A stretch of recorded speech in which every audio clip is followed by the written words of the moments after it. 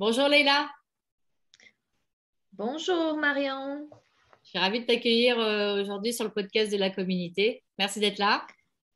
merci à toi de m'inviter, c'est super sympa. Eh ben, écoute, je suis ravie parce que du coup, on a fait un petit peu rencontre et j'ai trouvé ton parcours vraiment passionnant. Et du coup, tu as plutôt un parcours à la base académique et tu as travaillé dans la recherche du vin. Mm. Ensuite, tu es rentré dans l'entreprise, dans l'industrie. Et en fait, c'est ça, j'ai fait un doctorat en sciences à Bordeaux. Mon doctorat était sur l'effet de l'altitude de vignoble sur les arômes de vin, donc agroalimentaire. Je fais plusieurs post-doctorats aussi sur le raisin, les arômes de vin. Un postdoc aussi sur la pomme, les polyphénols de la pomme, parce que tu sais, quand on fait un doctorat, on sort de thèse, on n'a pas de travail. On fait des postdocs jusqu'à qu'on trouve un poste, quoi. C'est Donc, ça. c'est pas simple. Et ensuite, j'ai fait un parcours en entreprise. D'abord, dans une PMO, j'étais responsable d'équipe R&D pour la partie analyse sensorielle et expertise analytique, chimie analytique. Et après, j'ai intégré un grand groupe, donc une grosse multinationale de B2B qui était numéro un de fournisseurs d'ingrédients. J'étais responsable d'équipe aussi pour la nutraceutique cette fois-ci. Voilà, ça c'est mon parcours professionnel. Bah, super. Et du Avec- coup, tu as décidé en 2018 de monter ta société, ta propre société, Inmova, Exactement, pour développer des exactement. produits, des ingrédients justement d'origine naturelle pour l'alimentaire, la cosmétique et aussi la santé. Et C'est ça. C'est voilà. un bureau d'études. Voilà, la R&D externalisée. J'ai un CIR R&D, j'ai un statut GOI. Ce sont des choses qui, en France, ça nous aide énormément pour faire financer la recherche. Et des ingrédients, c'est quelque chose que je sais faire. Je ne fais pas mal quand même avec mes équipes. C'était plus de 350, 352 si je ne me trompe pas. Et du coup, justement, c'est intéressant puisqu'en 2021, t'as fait une joint venture, donc tu t'es associé avec une coopérative d'agriculteurs en Provence de la tomate. Et C'est ça. justement, j'aimerais que tu nous racontes en fait comment vous avez fait pour développer un ingrédient, enfin des ingrédients même, parce qu'aujourd'hui, l'idée c'est d'aller encore plus loin, à base de tomates évidemment, qui soit local, donc localisé en Provence, et qui soit et aussi innovant et différenciant au niveau de son activité pour la peau et donc et un bénéfice beauté au niveau pour la cosmétique. Ouais. Oui, Comment vous alors, comment on a construit tout ça? Ça n'a pas été du jour au lendemain. Donc, on a fondé l'entreprise en 2021, là, c'est tout récent. Mais j'ai démarré cette recherche en 2018. Donc, ça fait plusieurs années déjà que je suis dessus. Et je ne peux pas te mentir, je n'avais pas choisi la tomate. La tomate m'a choisi. C'est exactement ça. J'étais sur d'autres plantes locales. Je voulais faire local. Je voulais faire quelque chose. En 2018, j'avais cet objectif-là, trouver une source locale pour innover. Et le président de la Chambre d'agriculture, qui est un voisin de ma belle famille en Provence, il m'a appelé un jour, il a dit, écoute, je sais que tu as quitté la multinationale où tu travaillais, que tu sais faire. Tu veux pas prendre la tomate comme un candidat pour toi parce que nous avons des problèmes financiers, la filière va mal, donc ça pourrait être quelque chose qui pourrait apporter de la valeur. Du coup, j'ai commencé à réfléchir. J'ai fait une belle révision bibliographique de tout ce que j'avais trouvé sur la tomate. Il y avait 99,9% de la biblio sur le lycopène, sur les carotènes. Et je dis, mais quand même, c'est pas que ça. Et là, je pense que c'est mes 20 ans d'expertise agroalimentaire en sciences agroalimentaires qui m'a aidée. Donc, j'ai fait ça d'abord. J'ai dit, mais qu'est-ce que ça donnerait un extrait de tomate appauvri en lycopène, appauvri en carotène? Qu'est-ce que ça ferait au niveau d'un actif cosmétique, par exemple? Donc, j'étais voir la BPI. J'ai proposé ces projets auprès de la BPI qui m'a financé en partie ces démarrages de la recherche. C'était grâce à eux vraiment que j'ai pu vérifier avec une étude transcriptomique, donc un full transcriptomique, ce qu'on appelle, c'est vérifier quelles sont les voies de signalisation des gènes de la peau qui s'allument en contact avec un ingrédient ou pas. Donc, ça donne une Donc, idée de l'activité potentielle de l'activité. voilà, parce que c'est vraiment fluorescent, donc on le voit, on dit s'allume, c'est parce qu'on le voit, c'est visuel. Et du coup, à partir de là, j'ai dit, bon, mais ça serait top que je puisse faire un ingrédient qui a une activité vraie pour la peau, sachant qu'il vient de la peau d'un fruit. J'avais déjà vu une histoire jolie derrière, un pot à pot, tu vois. J'étais là dedans, mais c'était très loin je suis partie vraiment un peu dans le noir, tu vois. Oui, C'est ça qui est c'est ça qui m'attire énormément dans la recherche. C'est délicieux cette partie-là, parce que on y va, on devient tous des enfants devant les rapports de résultats après. Tu vas et te dis, mais est-ce que ça va marcher? Est-ce que ça va donner ça? Tu ne sais pas. Donc, il y a un grand risque là dedans, tu vois. Donc, quand tu es petit comme moi, j'ai une petite entreprise et je devais me financer, me autofinancer cette recherche, c'est grâce à la BPI. Et c'est là que c'est les avantages. Quand on est en France, on démarre et on a aidé, quoi. Et du coup, la BPI m'a financé ça. Du coup, j'ai vu une énorme opportunité parce qu'il y a eu plein de signalisations qui se sont présentées, dont 3 effets principaux. J'ai vu un effet vraiment d'activation de la fonction immunitaire de protection de la peau, donc la fonction barrière immunitaire, mais aussi la fonction mécanique de la barrière de la peau. Donc, on peut dire que cet ingrédient, il active vraiment, il s'appelle du coup intelligine défense, parce qu'il active les voies naturelles de la peau, de sa défense naturelle, tu vois. Donc, c'est la peau qui vient elle-même s'y traiter après. Donc, il active aussi une voie importante de baisse de l'inflammation. Donc, on voit tous les marqueurs des chymokines et des cytokines qui baissent fortement quand l'ingrédient est en contact avec la peau. Donc, on a sorti de là 3 effets exploratoires qui ont été ensuite vérifiés et par des études en protéomique, donc des études qui sont assez poussées, donc production de protéines pour confirmer ça. Donc, j'ai tout fait soit en peau humaine, soit en modèle de peau humaine. Donc, aucune étude n'a été faite juste en in vitro. Tu vois, on a poussé très loin le niveau d'exigence des résultats parce qu'il fallait pouvoir prouver vraiment un effet. Moi, c'était très important que je puisse être sereine avec le côté scientifique de fonctionnalité de cet ingrédient. Donc, c'était pour moi très important. Tu voulais avoir un Donc, vrai... on est allé très loin, on a même fait une étude clinique. Là, je suis en train de faire ma 2e étude clinique, donc avec 20 femmes, peau sensible, et on confirme les résultats, donc d'effets apaisants, d'effets anti-rougeurs et d'équilibre. Trouver un équilibre que la peau... On ne traite pas la peau, c'est ça qui est intéressant. La peau, elle vient se traiter d'elle-même. Donc, c'est pour moi très dans l'holistique, tu vois. C'est vraiment ce que je cherche pour moi, pour ma vie, pour mon style de vie. Les crèmes que je recherche pas des crèmes qui traitent parce que j'ai cette notion de que la peau, quand elle est en équilibre, elle a toutes ces fonctionnalités-là, capable de guérir, capable de cicatriser, capable de... Enfin, il faut juste qu'elle soit dans un milieu qui le permet d'être équilibré. Donc, c'est la philosophie de cet ingrédient, c'est l'équilibre de la peau et l'autonomie. Donc, elle est autonome pour se guérir d'elle-même.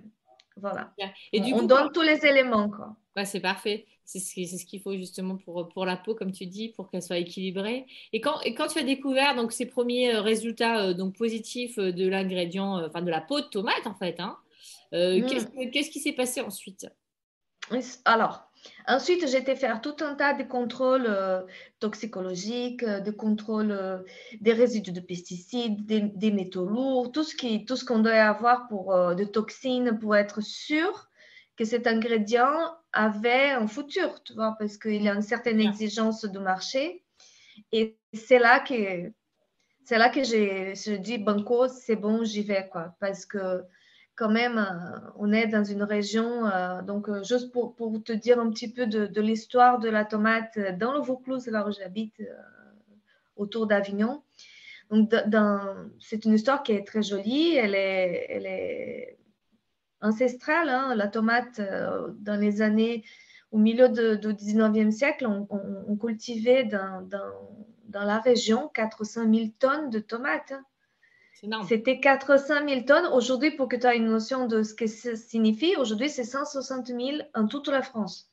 Ouais. 160 000 tonnes. Donc, en fait, cette région, elle était un berceau. Donc, c'est une filière qui a connu beaucoup de hauts et de bas, tu vois, vis-à-vis de prix, la concurrence avec le bassin méditerranéen qui est moins cher, qui n'a pas non plus le même cahier des charges, d'exigences comme on a en France. Donc, c'est une entreprise qui avait deux grands transformateurs dans le passé. Un s'appelait Le Cabanon, qui a fait faillite, qui a été vendu à un groupe chinois. Et ensuite, aujourd'hui, elle appartient à un groupe portugais. Et il y avait un autre acteur qui c'était Provence Tomate, qui a aussi fait faillite et qui était en train de partir aussi de la France parce que c'est une coopérative qui était en vente. Et la CAPL, qui c'est la coopérative d'agriculteurs de Provence-Languedoc, elle a dit non, mais c'est une histoire qu'on veut garder ici. C'est notre histoire. Ils ont enchéri, ils ont investi, ils ont créé une ligne bio. Et si vous allez aujourd'hui, si vous voulez, vous pouvez acheter leurs produits en ligne. Ils ont investi dans le web marketing, ils ont investi dans l'inox. Aujourd'hui, tu tapes www le panier provençal et tu achètes des sauces produites dans la Provence, zéro résidu de pesticides, bio. Tu peux l'acheter toi-même en tant que consommateur. Tu vois. Donc, c'est une coopérative d'agriculteurs qui a une forte valeur liée à l'innovation. Quand j'étais les voir en 2018, ils ont dit, Léla, aujourd'hui, on ne peut pas assumer un projet d'innovation pareil. Et quand je suis revenue les voir en 2020, j'avais déjà un brevet déposé, une étude clinique. J'avais déjà un actif conçu. J'avais un lot pilote. Ils ont dit, banco, on y va. Et du coup, on n'utilise pas, nous, la tomate. Je ne sais pas si je t'ai déjà expliqué ça. On utilise le coproduit de la tomate, les coproduits de la tomate. Donc, la tomate, elle est complètement profitée pour faire des sauces, faire des jus, faire plein de produits. Et avec notre nouvelle entreprise, notre joint venture, Phoenix en Provence, on va venir valoriser les peaux, les pépins, l'eau de la concentration de jus. Donc, on a créé toute une gamme qui s'appelle Intelligène. Et c'est Intelligine eau, Intelligine huile, Intelligine défense, qui c'est l'actif cosmétique. On a créé cette gamme d'ingrédients, on a créé des procédés. Et là, je suis sur les plans, on construit l'usine. Donc, on investit à nouveau plus d'1 million d'euros. On construit cette usine qui va sécher et transformer pour obtenir les coproduits sur place, dans le Vaucluse. On a déjà des prélots pour l'envoi des échantillons. On a un distributeur, on a signé avec un distributeur d'ailleurs qu'on a lancé quand on a lancé la gamme chez InCosmetics cette année. Et voilà, on y va vraiment. Et notre objectif, c'est à la fin, les revenus de cette recette, de cette vente, ils sont ramenés à la joint venture, qui est une association entre mon cabinet de recherche, Naturals, et les agriculteurs et la coopérative. Donc, ce qu'on veut, c'est ramener beaucoup plus de valeur à cette tomate parce qu'on va leur acheter le coproduit et on va le ramener beaucoup plus de valeur dans ces prix au kilo à ces agriculteurs-là. Donc aujourd'hui, c'est une cinquantaine d'agriculteurs qui sont impliqués dans ces projets parce qu'ils sont producteurs de tomates dans la région. Il y a une quinzaine qui est bio et on souhaite dépasser de plus en plus, switcher de conventionnel au bio parce qu'aujourd'hui, cette région, c'est une région très favorable au bio. C'est une région très sèche, il y a beaucoup de vent ici, tu sais, on est dans le Vaucluse, donc on a le Mistral. Ça, il y a des facteurs positifs et négatifs. Le grand facteur positif, c'est que les fruits sont très sains. Moi, si je prends une rosa damascenone de Grasse dans ma main ou une peau de pomme ou de tomate, moi, je vois la même valeur, quoi. Parce que je vois la chimie qu'il y a derrière, le potentiel, comment on peut valoriser ça. Et notre objectif, c'est vraiment pouvoir valoriser l'agriculture locale, les agriculteurs, ramener cette valeur-là. Et je suis persuadée qu'on sera tous très contents d'avoir plus de produits locaux. Alors, quand je commençais tout ça, il n'y avait pas de Covid encore, il n'y avait pas de guerre. Ça change un peu la donne, mais de plus en plus, on se dit, mais le local, il vaut la peine, même avec toutes les contraintes qu'on puisse en avoir de prix, parce que tu sais, quand on veut faire ce qu'on appelle de upcycling, c'est d'utiliser une matière qui est recyclée, et ça coûte cher de le faire, tu vois. Il faut mettre tout en place, une usine, il faut sécher, il faut trier, il faut être dans l'art de l'excellence de contrôle qualité. C'est ça qui coûte cher. Standardiser un produit, faire une extraction propre. Notre extraction, elle est faite au CO2 supercritique. Tu vois, c'est cher ces solvants, c'est en solvant vert. Donc, c'est tout un tas de choses qui fait que le produit, il va coûter, il ne va pas être pas cher. Mais comme tout ce qu'on fait en France, c'est un problème peut-être pour certains, mais c'est aussi on paye tout ce qui vient derrière, le contrôle qualité, la force de la qualité de la terre déjà, de produit qui sort de cette terre qui est propre, que voilà, donc c'est... Oui, on paye la qualité, mais en même temps, je pense qu'il y a aussi une conscience générale du consommateur et aussi des gens qui produisent. Je pense aujourd'hui les cosmétiques, ils ont envie d'avoir C'est aussi des ça, produits de qualité peut-être qui ouais. sont issus du local, parce qu'en effet, c'est quand même super de pouvoir se dire qu'on a valorisé, que vous avez réussi à valoriser un coproduit de la production de tomates, de peut-être devoir garder en vie une structure qui allait disparaître ou être vendue.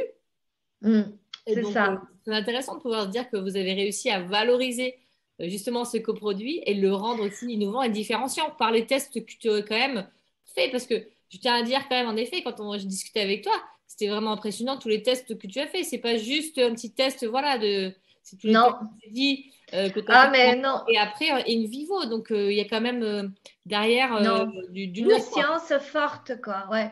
Mm, Tu sais, j'ai connu cette industrie d'ingrédients. C'est la première fois que je fais un ingrédient pour la cosmétique. J'ai toujours fait pour la nutraceutique. Elle a beaucoup évolué, cette industrie d'ingrédients dans les derniers temps. Il y a eu, la concurrence, elle est très serrée.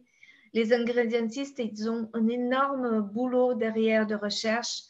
Et je me suis dit que j'allais quand même être en concurrence avec eux mm. et qu'on ne pouvait pas y aller à moitié, tu vois. C'était comme si on allait à moitié à poil dans un truc. Il fallait faire vraiment le truc jusqu'au À bout fond. et à fond. Et là, c'est tout moi, ça. Est-ce que tu pensais qu'il y avait autant Voilà, de donc travail? j'étais passionnée. Je suis passionnée. J'y vais, quoi. J'aime faire. Je fais, voilà. Est-ce que tu Après, pensais je me qu'il y suis avait posé les autant... questions Ouais, est-ce que tu des pensais qu'il y coûts avait et tout autant de ça. choses? Pardon? Est-ce que tu pensais qu'il y avait autant de choses qui allaient en découler de tout ça, en fait? Non, non, non, non. Et tu vois, quand on est dans ce mouvement-là, les portes commencent à s'ouvrir. Mm. Enfin, moi, je suis entrepreneur depuis 4 ans, tu vois, donc c'est pas énorme comme temps.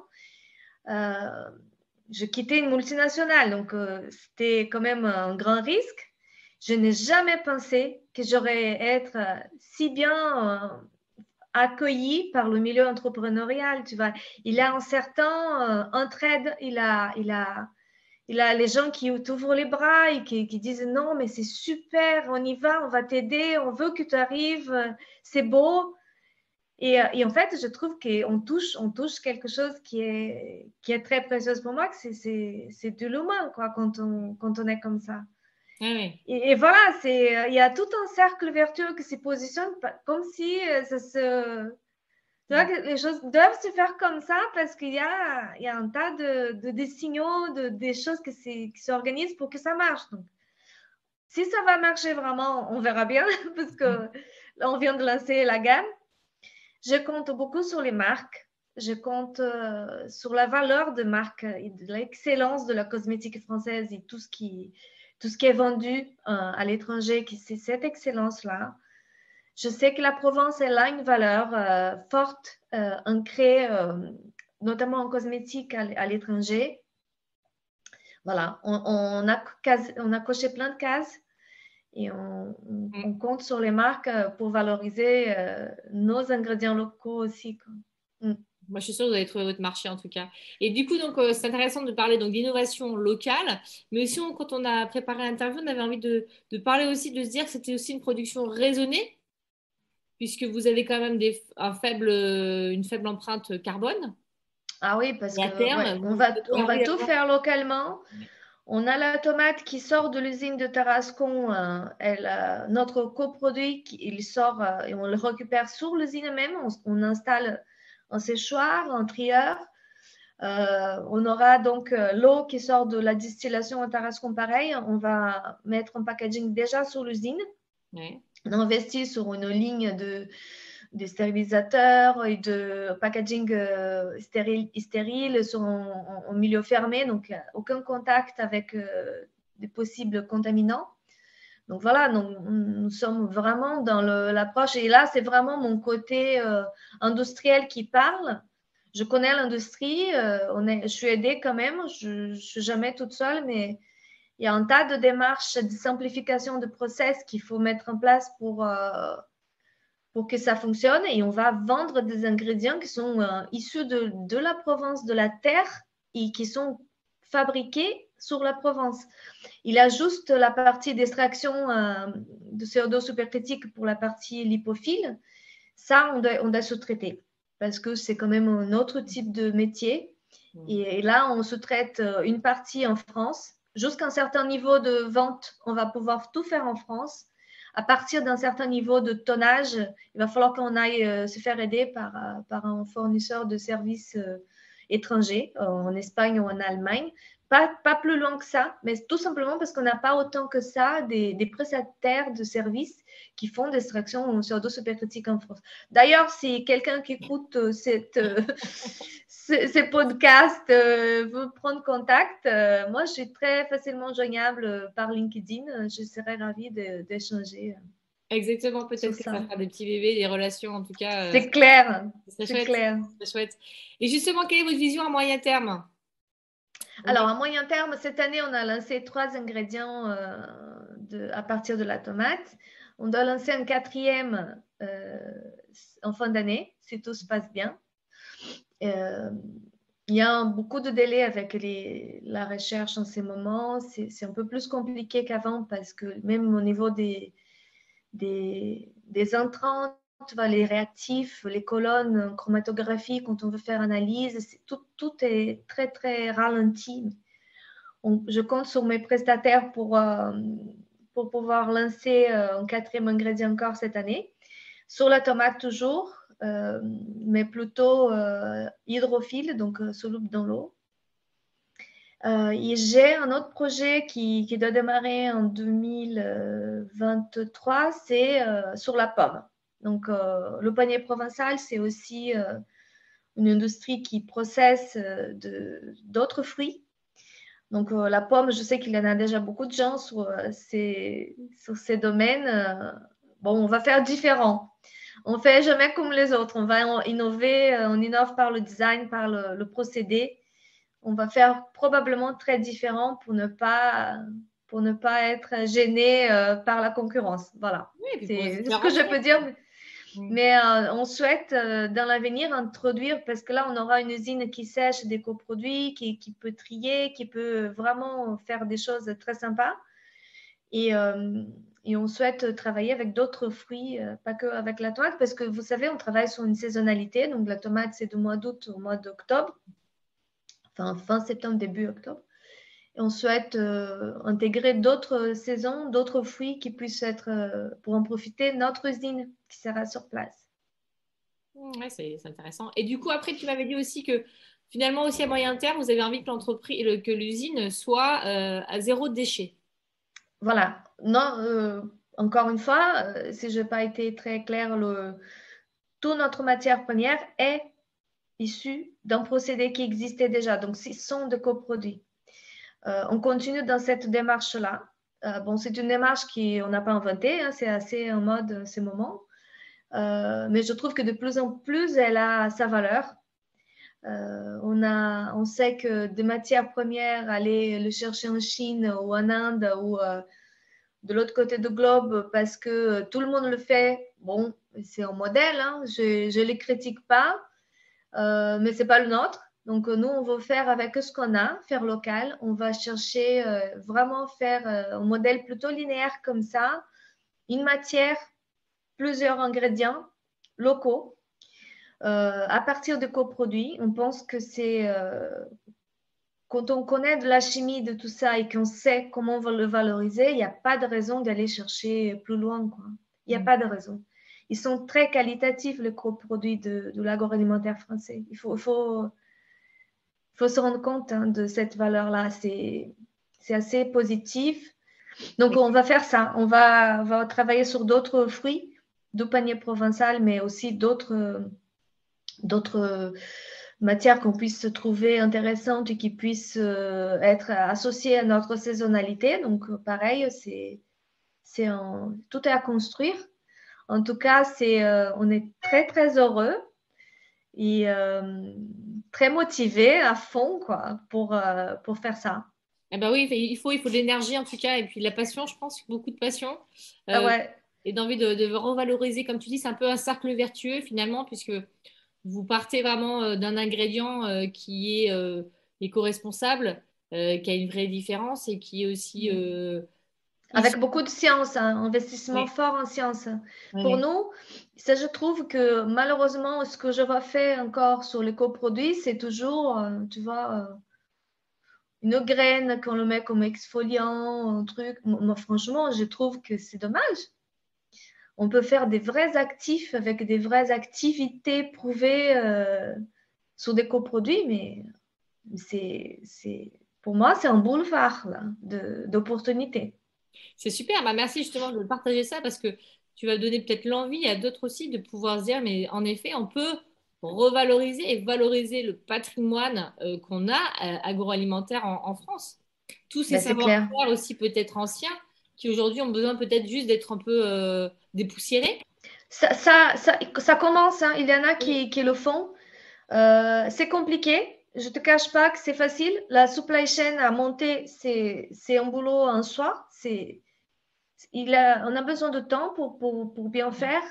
Mais encore une fois, avec de la passion, de la motivation et un chouïa de persévérance, on arrive, quoi. Oui, puis c'est aussi, comme tu l'as dit aussi, c'est une rentabilité aussi équitable avec tous les acteurs en fait de la Mais chaîne de c'est valeur. clair, mais qui n'aimerait pas participer? Franchement, quand tu racontes cette histoire, mais tout le monde veut aider, tout le monde veut participer parce que on en voit tellement de choses qui sont, tu vois, dans le milieu, même de manière générale, tout ce qu'on vit, cette noirceur de guerre, de choses. Il faut quand même qu'on commence à dire qu'on a des graves problèmes de communication humaine, d'ego, des choses au niveau du business qui fonctionnent vraiment plus, quoi. Et oui, qu'on a envie d'autre On chose. peut, voilà, et qu'on peut faire autrement, Oui. enfin. Non, mais c'est vrai que c'est un vrai cercle vertueux parce que finalement, comme tu dis, on est tous, il y a tous, on peut tous participer, que ce soit l'agriculteur ou le consommateur, on a tous envie de participer et c'est vraiment valorisant de se dire que l'agriculteur va quand même gagner grâce à cette valorisation que vous avez fait en fait sur ce coproduit. Oui, mais ça doit Ça, être. c'est mon histoire perso, je pense, qui parle pour moi-même. Tu vois, mes grands-parents sont. Bon, je suis brésilienne, tu sais, à la base. Ils sont des immigrés allemands au sud du Brésil. Ils étaient des agriculteurs toute leur vie. Ma mère était agricultrice jusqu'à ses 18 ans. Voilà, c'est aussi, je viens de la Pampa, du sud du Brésil, ma région, tous sont agriculteurs. L'agriculture, Mm. elle est présente de partout. Donc, je crois que c'est ma rencontre à moi avec mes racines, mais en France, tu vois. Et justement, avec la tomate française et de Provence. C'est super. Voilà, Souvent aussi, ça amène un vrai équilibre entre pour l'agriculteur et aussi le consommateur, puisqu'il y a un vrai bénéfice aussi. Il y a un bénéfice qui est pour tout le monde. Donc, c'est génial. voilà, c'est l'équilibre dans Mm. dans tout son sens, dans toutes ses facettes. C'est la philosophie de l'actif, l'équilibre et l'autonomie. Voilà, ça parle de soi-même dans tous les sens. Bah, c'est super. Bah, merci Leïla, du coup, vraiment de nous avoir transmis ton énergie, ton dynamisme, cette positivité pour justement se dire qu'on peut avoir un vrai impact aujourd'hui positif, environnemental et aussi humain, que c'est possible de développer Et local, voilà. et local, de développer un ingrédient qui soit local, qui soit responsable, qui soit efficace, qui soit différenciant et donc innovant. Innovant, voilà. Bah, merci beaucoup. Comment on fait, Léla, si on veut en savoir plus sur toi, ta société et aussi la Jeune Venture pour justement bah, vous contacter si on a envie voilà, d'en savoir plus? Alors, Innatural, c'est mon bureau d'études. Il y a un site internet. Vous pouvez me contacter facilement. www.innaturals.fr, c'est facile. C'est Je ma mettrai de toute façon partie recherche. les liens en bas de la vidéo. Phoenix en Provence, bon, www.phoenixenprovence.com. Alors pourquoi Phoenix Euh, en Provence? voilà, pourquoi Phoenix? Parce que cet oiseau, ça représente, il revient de ses cendres, il renaît. Voilà, ça représente beaucoup. Pour moi, c'est lié à l'histoire de la tomate en Provence aussi. Il est rouge, tu vois, on veut la faire renaître avec toute sa force. Le phénix, il craint rien, tu vois. C'est ça. Il y va, quoi. Et on y va, nous aussi, avec les agriculteurs locaux. On va la faire renaître, rajouter de la valeur localement. Super. Super, Leïla. En tout cas, merci. Et puis, j'imagine que sur LinkedIn aussi, on peut te trouver de toute façon. Oui, c'est vrai que par LinkedIn ou par mail, c'est facile à me retrouver. Super. Bah, écoute, en tout cas, un grand merci pour ce témoignage et ce parcours. Parce que Merci toi, Marion. On se voit bientôt, à bientôt en j'espère. tout cas. Salut. Ciao.